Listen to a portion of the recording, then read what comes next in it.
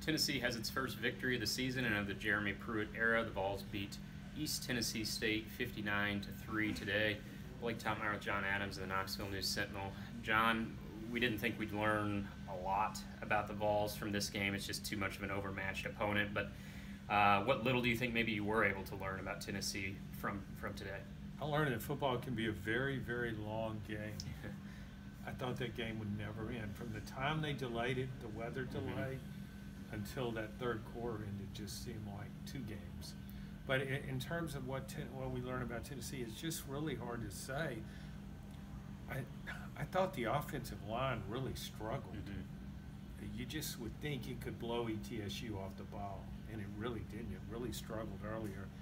I thought Jared Garantano made a nice deep throw to Callaway. I thought that was significant because they didn't throw deep in the first game, and had one to Josh Palmer too. And Josh Palmer, and he maybe underthrew that a little. But the defense for Tennessee, again, just a totally outmanned opponent.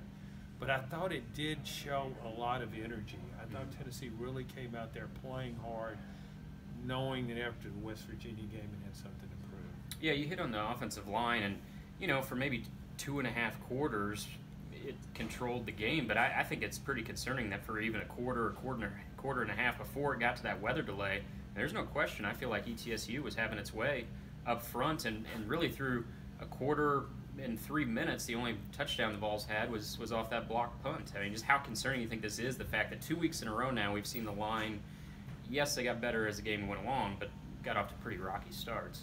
It's funny, I got the first email I got from somebody during the course of the game, late in the game, was about the offensive line. It wasn't about Tennessee's blowing this opponent out. It was about his concerns going forward about that offensive line. And Jeremy Pruitt made a couple of changes in it early on, but still you just think against that kind of opponent, it would have appeared dominant at the line.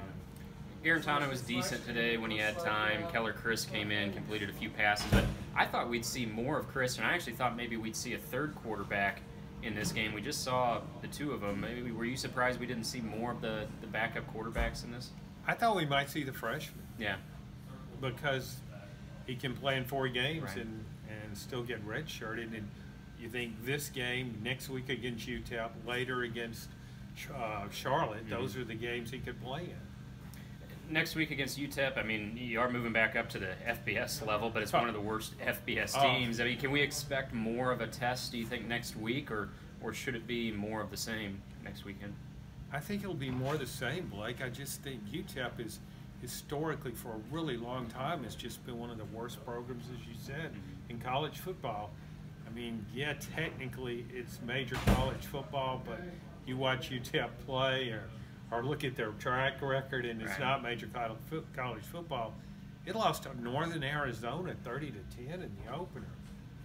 Yeah. So I think we'll have more of the same. For all the coverage of the Vols win, go to GoVolsExtra.com.